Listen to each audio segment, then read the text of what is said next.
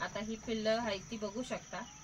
आता पिल्लांचा बघायला गेला तर जो दुधाचा रोल आहे म्हणजे सर्वात पहिला दूध, चिकचं दूध, हा दूध आहे तर हा सर्वात पहिला म्हणजे पहिला दूध हा त्यांना भेटलाच पाहिजे।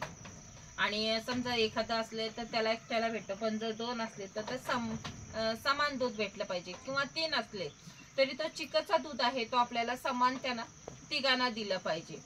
कारण की हा जो चिकचं दूध आहे तो त्यांना भेटला की मात्र ह्यांना एकदम म्हणजे स्ट्रॉंग राहतात, त्याचा काही प्रॉब्लेम वगैरे येत नाही पुढं, जसं रोग प्रतिकार वगैरे जी शक्ती आहे ती यांची व्यवस्थित राहते। ह्याच्यासाठी तो चिकचा पहिला दूध आहे ना, हा कंपल्सरी लक्षात ठेवायचं आहे की जेव्हा कोकरं होतात तर तुमच्याकडे 3 होऊ देत किंवा 4 होऊ देत, त्यावेळेला त्यांना प्रत्येकाला पिल्लाला हा चिकचं दूध पियाला भेटलाच पाहिजे। आणि दुसरा राहिला तर मुरघास। आता बघा, मुरघास हा आपला कंपल्सरी असणं पाहिजे मेंढी पालनामध्ये, कारण की हा जो चारा आहे मक्याचा मुरघास हा महत्वाचा रोल करतो ह्याच्यात, ज्याने की आपली मेंढीचं दूध वगैरे व्यवस्थित राहतो। आणि तसं बघायला गेलं तर मेंढीचं जे हेल्थ असते, तब्येत वगैरे ती पण व्यवस्थित राहते। आता माझ्याकडे भेटायला माणसं आलेली, ती मनसरवरनं आलेली आणि कोल्हापूरवरनं पण आलेली। तर ही जी होती आता कर्नाटक साईडची पण आहेत, गाव काय एवढं माहित नाही, पण तिथनं आलेली होती। तर एवढी आज भेटायला आलेली, पण तेवढी जण एकच शब्द बोलतात की जी आमच्याकडे पण आहेत पण त्यांची जी क्वालिटी आहे ती अशी नाहीये। त्यांना सांगितलं की हा जो मक्याचा मुरघास आहे ना, हा मक्याचा मुरघास ह्याच्यामध्ये महत्वाचं काम करत आहे आणि प्रत्येकाकडे मक्याचा मुरघास असणं गरजेचं आहे। आणि ते आपली जी त्या लोकांनी जसं बघितलं की पिल्लं वगैरे आपण जी आपल्याकडे ठेवलेले आहेत ती पण कोकरं बघितली तर खरंच ती म्हणेल की अशी क्वालिटी आमच्याकडे होत नाहीये। त्यामुळे हा जो मक्याचा मुरघास आहे हा महत्वाचा येतो।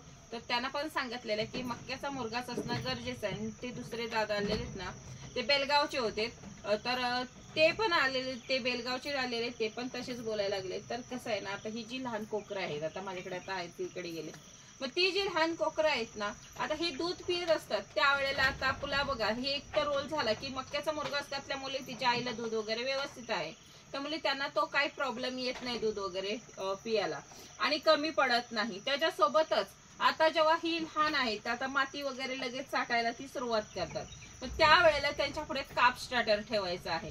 आणि एकदा का ती काप स्टार्टर कडे वळलीत आणि ती चाटायला लागून म्हणजे जशी त्यांना सवय लागली त्याची टेस्ट वगैरे, किंवा ती काप स्टार्टर कडे वळतात आणि मग दुधाकडे त्यांचा लक्ष हा कमी जातो।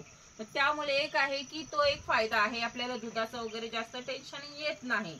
आणि एकदा का काप स्टार्टर कडे वळलेत की मग ती खायची वगैरे अशी सुरुवात करायला लागतात, म्हणजे तिथूनच त्यांची एक सुरुवात होते की ह्याला चाट त्याला चाट असं सुरुवात करतात ती खायला। पण कसं आहे ना की त्या वेळेला मात्र मग मेंढीला जे आहे काही जास्त असा प्रॉब्लेम येत नाही, की काही लोकांना असं वाटतं की हिला दूध वगैरे कमी आहे का असं तसं, तर काही येत नाही। आपल्याला जसं जसं ती चाटायला लागतील तेव्हा आपल्याला काप स्टार्टर पुढे ठेवायचंय आणि असती ते दुधाकडे कमी लक्ष करून त्या काप स्टार्टर कडे जास्त लक्ष करत असतात। तसेच ते कोल्हापूरचे दादा आहेत, आलेले होते तेव्हा काय, आज आलेले होते ते काय बोलले, सुरुवातीला आल्या घरात होते तर तेव्हा बोलले की जे आता ती शेळी पालन करत आहेत आणि आता त्यांना मेंढी पालनाकडे वळायचं आहे।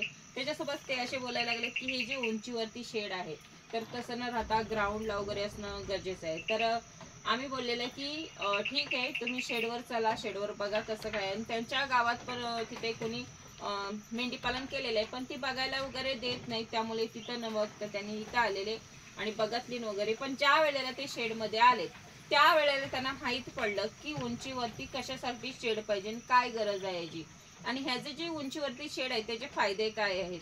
मग त्यावेळेला लगेच त्यांचे विचार बदलले आणि ते बोलायला लागले की खरंच असं उंचीवरती शेड पाहिजेच आणि तो गरजेचा आहे म्हणून। आणि जसे बेलगावचे दादा होते ते पण आलेले, ते बोलले की म्हणजे त्यांचं असं लाकडाचं आहे आणि ते बोलतात की लाकडाच्याला थोडंसं मेंटेनन्स येतो, पण आपले जे हे आहे त्याच्यात काही मेंटेनन्स वगैरे येत नाही, एकदा केलं की पुन्हा आपल्याला काही याच्यात टेन्शन येत नाही। तसंच आहे की म्हणूनच सांगते की तुम्हाला जर बघायचं असेल तर प्रत्यक्षात इथे या, इथला आता आमच्या वातावरणात कशी राहतात मेंढरं ती पण बघा। आणि ही जे आपण शेड वगैरे बांधलेलं आहे आपलं काही मोठं नाहीये, छोटंसं आहे, कारण की आपण सुरुवात केलेली होती, पण छोटंसं असलं तरी ते किती फायदेशीर आहे आणि हे शेड असणं गरजेचं आहे हे तुम्हाला त्या वेळेला माहित पडेल ज्या वेळेला तुम्ही प्रत्यक्षात इथं याल आणि इथं येऊन बघाल ना त्यावेळेला. आता तसंच बघायला गेलं तर आता ही जी मेंढरं आहेत आपण हा सर्व भरपूर तामझाम करून इथेपर्यंत आलेला आहे. खूप सारे आपण प्रयत्न केलेले आहेत, प्रयोग केलेले आहेत,